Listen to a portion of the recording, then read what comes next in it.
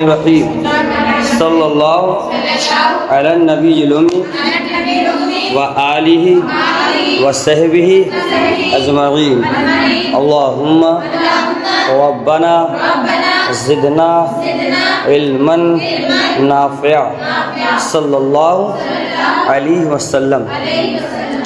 باب نمبر 5، غلبہ نفس و عداوت شیطان۔ ابھی نفس کے بارے میں ہم لوگوں نے سماعت کیا اس کے پہلے، ہے نا، کہ کیسے اسے کنٹرول کریں، اس کی مخالفت کریں، اس کے خلاف جائیں، اسی میں ہماری کامیابی ہے۔ اب یہ کہہ رہے ہیں کہ غلبہ نفس اور عداوت شیطان، یہ ہیڈنگ ہے، اس کے بارے میں ہم سماعت کرتے ہیں۔ ہر عقل مند کے لیے ضروری ہے کہ وہ بھوکا رہ کر شہوات کا قلع کما کرے، اس لیے کہ بھوک اس دشمن خدا نفس کے لیے قہر ہے۔ شیطان کا وسیلہ ظفر یعنی خواہشات اور کھانا پینا ہے۔ مطلب کیا کہ انسان بھوکا رہ کے اپنے شہوات کو کنٹرول کرے، اور بھوک یہ جو ہے دشمن خدا نفس کے لیے قہر ہے، یعنی جتنا زیادہ انسان کھائے گا پیے گا اتنا زیادہ نفس غفلت میں پڑے گا، اور یہ خواہشات اس کی اتنی زیادہ بڑھتی جائے گی۔ شیطان کا وسیلہ سب ہو گیا۔ فرمان نبی صلی اللہ علیہ وسلم ہے کہ شیطان تمہارے جسم میں خون کی طرح گردش کرتا ہے، اس کے ان راستوں کو بھوک سے بند کر دو، یعنی دوڑتا ہے، اسے بند کرنے کا طریقہ کیا ہے کہ بھوکا رہا جائے، تو اس سے جو ہے شیطان کو تکلیف ہوتی ہے، اور یہ حدیث جو ہے بخاری شریف میں بھی ہے اور مسلم شریف میں بھی ہے، سنن ابو داؤد میں بھی ہے۔ بلا شبہ قیامت کے دن وہی شخص اللہ تعالیٰ سے زیادہ قریب ہوگا جس نے بھوک پیاس برداشت کی ہوگی، اور ابن آدم کے لیے سب سے زیادہ برباد کرنے والی چیزیں پیٹ کی خواہشات ہیں، ہے کہ نہیں؟ پیٹ کے لیے سارا معاملہ ہے۔ سارا معاملہ کس کے لیے ہے؟ آپ خیریت سے ہیں؟ اللہ سلامت رکھے۔ سارا معاملہ کس کا ہے؟ پیٹ کا ہی ہے۔ دیہات میں کہتے ہیں کہ پیٹ نہ ہو تو بھیٹ نہ ہو، یعنی ملاقات نہ ہو، شاید ہم بھی آنا ہوتے۔ بہت ساری چیزیں ہیں، تو پیٹ ہی کا سارا معاملہ یہ کہا گیا ہے۔ تو قیامت کے دن وہی شخص اللہ تعالیٰ سے قریب ہوگا جس نے بھوک پیاس کو برداشت کی ہوگی۔ اب یہ ایسا کیوں کہا گیا ہے؟ ایک طرف یہ بھی ہے کہ جسم کی صحت کا خیال رکھا جائے، صحت کا خیال رکھنا ثواب ہے اور ہزار نعمت ہے صحت، یہ بھی کہ خیال رکھا جائے۔ تو اسی طرف کہا جا رہا ہے بھوکے رہنے کے لیے، تو یہی یہ سوال ہے، لیکن اس کا جو جواب ہے وہی خرابی ہے ہماری جو مائنڈ سیٹ ہے۔ ہمارے مائنڈ میں کیا سیٹ ہے؟ وہ یہ کہ جتنا زیادہ کھائیں گے اتنے ہی زیادہ ہم صحت مند رہیں گے، حالانکہ یہ غلط ہے کہ نہیں؟ مقدار دیکھا جائے گا۔ جیسے کہ مثال میں نے دی، جتنا زیادہ بادام کھاؤ گے تو جلدی موٹے ہو جاؤ گے۔ 1 کلو کھا جاؤ، 1 کلو گھی پی جائے آدمی، ایک ہی دن میں ساری دوائیں پی جائیں، جلدی ٹھیک ہو جائے گا؟ نہیں، مقدار کے اعتبار سے جب کسی بھی ڈوز کو ہم لیں گے تو ہمارے وہ فائدہ مند ہو، ورنہ ایک دن 5 لیٹر دودھ پی لو تو ایسا تھوڑی ہے کہ صحت بن جائے گی۔ تو یہ معاملہ ہے کہ ہم یہ سمجھتے ہیں کہ جتنا زیادہ کھائیں گے ہم صحت مند رہیں گے۔ نہیں، کھائیں، لیکن اس کا ایک پہلی بات کہ ٹائم بنائیں، ٹائم پہ کھائیں۔ دوسری بات بھوک لگے تو کھائیں، کیا کھا رہے ہیں، کب کھا رہے ہیں، کیسے کھا رہے ہیں، یہ بہت اہمیت ہے۔ کیا کھا رہے ہیں یہ دیکھنا پڑے گا، بہت زیادہ اسپائسی نہ ہو، بہت زیادہ تیکھا پن نہ ہو، نارمل بھی ہو، کچھ اس میں پروٹینز بھی ہو۔ دوسری بات کیسے کھا رہے ہیں، یعنی کہ چبا کر کے ہم کھائیں۔ کھانا دعوت میں جاتے ہیں، زیادہ کھانے کے چکر میں لیا منہ میں 1-2 بار ادھر ادھر، پھر اندر، پھر دوسرا، پھر تیسرا۔ ابھی وہ جو گوشت وغیرہ لا کے رکھتے ہیں، ابھی وہ رکھ کے گیا نہیں کہ اور لے آؤ، ایسا کرتے ہیں۔ تو پھر وہ ایسا نہیں کہ اس سے ہماری صحت اچھی ہو جائے گی، اور زیادہ صحت خراب ہے بہت زیادہ کھانے سے۔ ارے مشین وغیرہ آپ دیکھ لو، جو چھوٹی مشینیں مکسر وغیرہ ہوتی ہیں، آپ لوگ کرتے ہو نا، تو کیسے کرتے ہو؟ پورا ایک ساتھ ٹھوس دیتے ہو گے، تب نارمل ڈالتے ہیں کہ نہیں؟ گیپ ہو کچھ اس میں، آدھا سے تھوڑا کم ہی رہے یا آدھا آس پاس رہے، یہ طریقہ ہے۔ بہترین طریقہ کیا ہے؟ آدھا سے کم ہی رہے، تو یہی تو شریعت نے بھی کہا ہے 3 حصہ کرو پیٹ کا، ایک میں کھانا، ایک میں پانی، ایک میں ہوا، تو یہی مکسر سمجھو۔ اچھا اگر پسائی چاہتے ہو تو یہی معاملہ ہمارے جسم کا بھی ہے۔ بہت ساری چیزیں اس پر باتیں ہو چکی ہیں۔ اچھے سے کھانا، پہلے تو چبا کر کے کھانا، کیا کھا رہے ہیں یہ، کیسے کھا رہے ہیں، یہ بہت امپورٹنٹ ہے۔ ہم چبا کر کے اسے کھائیں، ہے نا۔ جو کام پتھر کا ہے ہم لوتھڑے پر ڈال دیں، پتھر کا کیوں لگایا گیا؟ زیادہ پسائی ہو، کٹائی اچھے سے ہو، تو بس ہم تھوڑا سا چلائے وغیرہ چلے گئے، 2 نقصان ہیں۔ ایک تو ہم نے بہت زیادہ چبایا نہیں تو موٹا ہی رکھ دیا، اندر لوڈ دے دیا زیادہ اس پر، اور دوسری بات یہ کہ جو کھانا پچتا ہے وہ سلائیوا کی وجہ سے، تھوک کی وجہ سے پچتا ہے۔ جب وہاں کچھ دیر رکھیں گے تبھی تو، اس نے کہا کہ 32 بار کھانے کو چبا کر کے کھاؤ، ہیں، اور 32 بار چباؤ گے تو ایک فائدہ یہ بھی ہوگا، بھائی کئے گھنٹہ چباؤ گے، تو ویسے بھی تھوڑی دیر کے بعد دل کرے گا چھوڑو ہٹاؤ، اب ہو گیا اس وقت کا، اب دوسرے ٹائم کھائیں گے۔ تو تمام چیزیں جو ڈاکٹر نے بھی کہہ رکھا ہے، ڈاکٹر نے بھی یہی مشورہ دے اور شریعت نے بھی اس پر عمل کیا جائے تو انسان کم بھی کھائے گا، چبا کے کھائے گا، پھر وہ کھانے فائدہ مند ہوں گے ہمارے لیے۔ بات ہوئی نہیں؟ یہ ذہن میں نہ آئے کہ ایک طرف کہا جاتا ہے صحت کا خیال رکھیں اور ایک طرف کہا جا رہا ہے کہ بھوکے رہیں۔ ہم نے ابھی سماعت کیا کہ انسان کم کھائے، اور اس کے بعد کیا سماعت کیا ہم نے؟ جب بہت زیادہ کھانے کا دل کرے تب کہا گیا 3 حصہ کرو، تب ہے کہ آدھا کھاؤ، 3 حصے میں 1 حصہ کھاؤ، 1 حصہ پانی اور 1 حصے میں، یہ کب کہا گیا ہے؟ جب زیادہ کھانے کا من ہو، ورنہ کم ہی کھائیں، اور ہمارا تو کم سے کم اتنا ہوتا ہے، پھر سمجھ جائیں آپ۔ تو یہ اس لیے میں نے تھوڑی سی رک کے تھوڑا وضاحت کر دیا، یہ ذہن میں بات نہ آئے کہ ہاں کہیں کہا گیا ہے کہ صحت کا خیال رکھو اور یہاں کہا جا رہا ہے کہ کم کھاؤ، یہ کیسے؟ ہم تو زیادہ کھائیں گے تبھی تو زیادہ کھانا یہ صحت کا خیال رکھنا نہیں ہے، بلکہ کیا کھا رہے ہیں، کیسے کھا رہے ہیں، یہ اہم ہے۔ چلیے، اور کب کھا رہے ہیں؟ ٹائم سے کھائیں، یہ نہیں کہ جب دل کیا کھا رہے ہیں، جب دل کیا کھا رہے ہیں، جب دل کیا کھا رہے ہیں، نہیں، ایک ٹائم بنائیں، اسی ٹائم پہ کھائیں۔ ہاں، پیٹ ہی کا سارا معاملہ ہے اور ساری اکثر بیماریاں پیٹ ہی سے ہوتی ہیں، اسی لیے پیٹ کو ام الامراض بھی کہا گیا ہے، بیماریوں کی ماں۔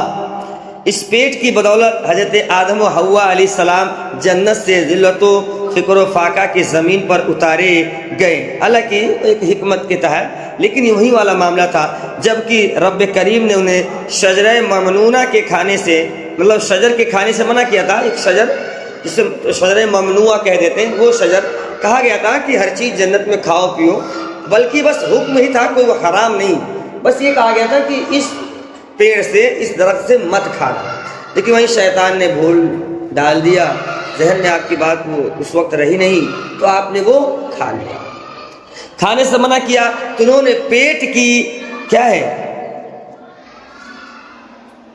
منع کیا، تو انہوں نے پیٹ کدھر گیا؟ پیٹ کی خواہشات کی بنا پر اسے کھا لیا تھا۔ یہی پیٹ ہی حقیقت میں شہوات کا منبع اور مرکز ہے۔ پیٹ کیا ہے؟ شہوات کا سینٹر ہے نا، مین یہی جگہ ہے۔ اب دیکھیں حکیمانہ اقوال، حکیمانہ حکمت سے بھرا اقوال، یہ قول کی جمع ہے، ٹھیک ہے، قول، باتیں، کچھ ایسے سینٹینس جس میں بڑی حکمتیں ہیں۔ ایک دانا کا قول، دانا مطلب عقل مند، ایک عقل مند کا قول یعنی اس کا کہنا ہے، سینٹینس، اس کا جملہ ہے، جس انسان پر اس کا نفس غالب آ جاتا ہے وہ شہوات کا قیدی ہو جاتا ہے اور بےہودگی کا تابع بن جاتا ہے، اس کا دل تمام فوائد سے محروم ہو جاتا ہے۔ جس کسی نے بھی اپنے اعضاء کی زمین کو خواہشات سے سیراب کیا، اس نے اپنے دل میں ندامت کی کاشت کی، یعنی ندامت کی کھیتی، یعنی افسوس، شرمندگی۔ آج خواہشات کے پیچھے چل رہے ہیں، ہر شخص کو ہوتا ہے جرم کا احساس، کسی کو جرم سے پہلے، کسی کو جرم کے بعد، کبھی نہ کبھی احساس ہوگا کہ ہم نے یہ غلط کیا۔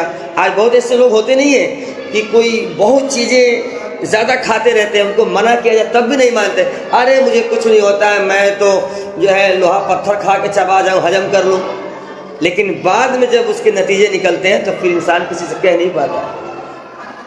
ہم لوگ سیکھتے ہیں حکمت، جب سیکھے تو حکیم صاحب نے ایک جملہ دیا کہ آج بہت سارے لوگ یہ پراٹھا وغیرہ بہت زیادہ کھاتے ہیں، بہت زیادہ، کبھی کھا لیا، اور وہ یہ سمجھتے کہ ہم بھائی کچھ فرق نہیں پڑتا ہے ہم کو، اس کا نقصان ہونا ہی ہونا ہے. آج نہیں ہو رہا تو کل اس سامنے آئے گا ہی آئے گا سامنے. بس سمجھ نہیں؟ ہاں تو بہت سارے لوگ یہ سمجھ رہے ہیں نا کہ آج ارے کچھ نہیں، ہم کو کچھ نہیں ہوتا، ان کو ہونا ہی ہونا، آج نہیں تو کل ہوگا.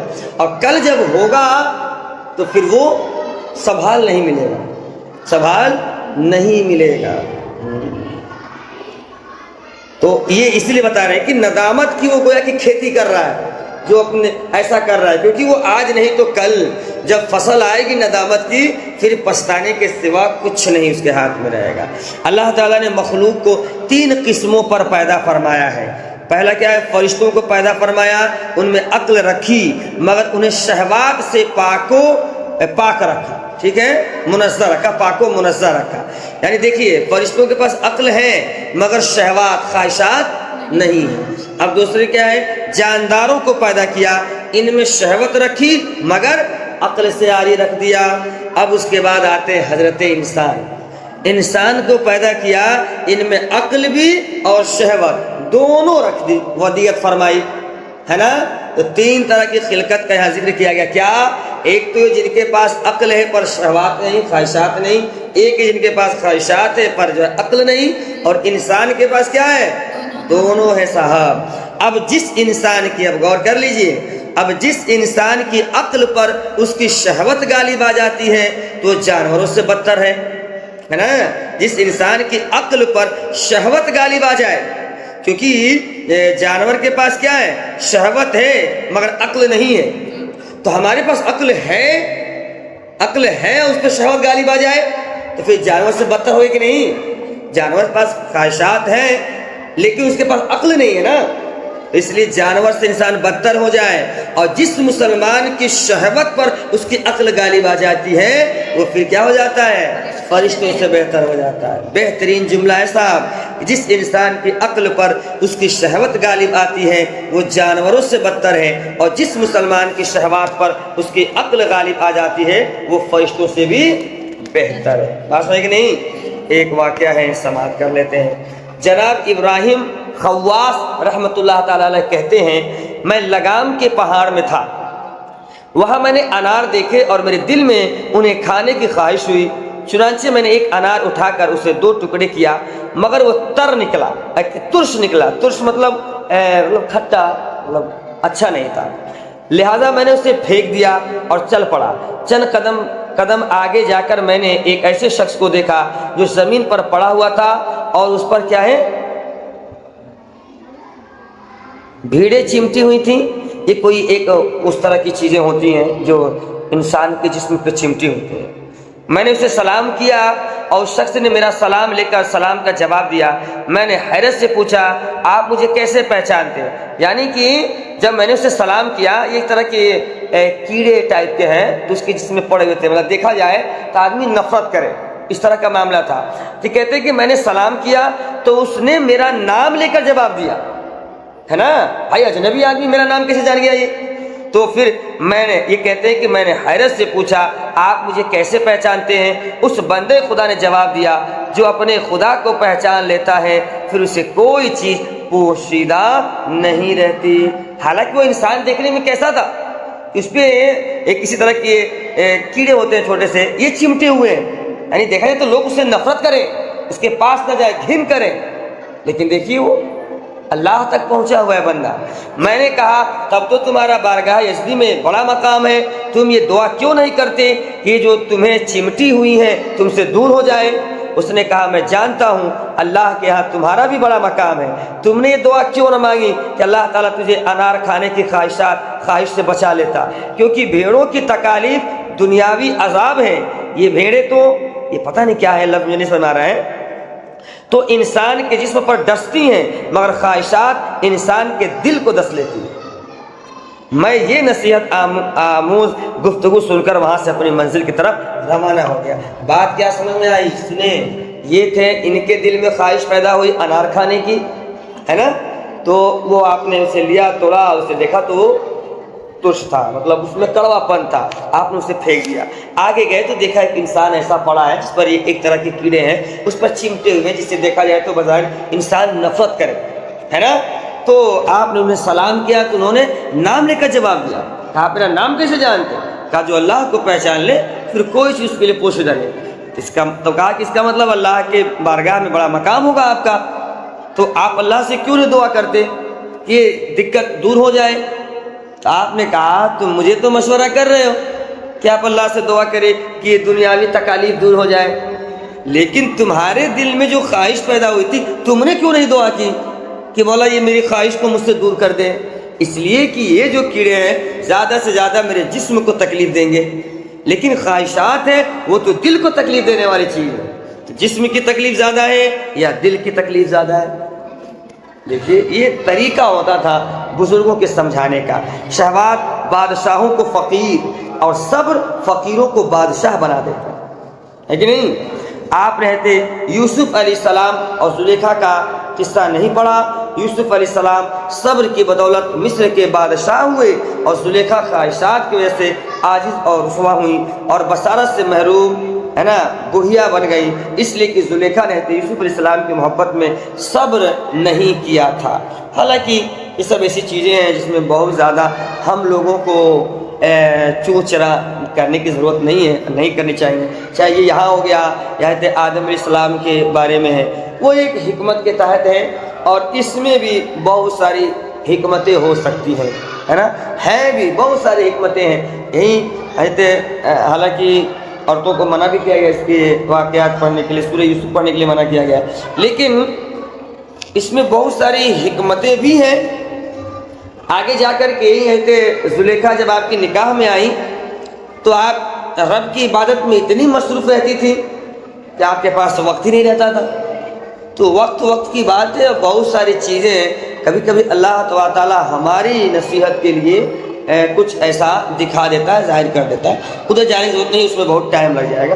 ٹھیک ہے، بس ہماری الحاصل یہ کہ ہماری کوشش یہ ہونی چاہیے کہ ہم اپنے نفس کو اپنے اوپر غالب نہ آنے دیں، بلکہ ہم ہمیشہ نفس پر غالب رہیں، ورنہ پھر جو ہیں یہ شیطانی ہیں اور شیطان سے بھی بڑا دشمن ہے.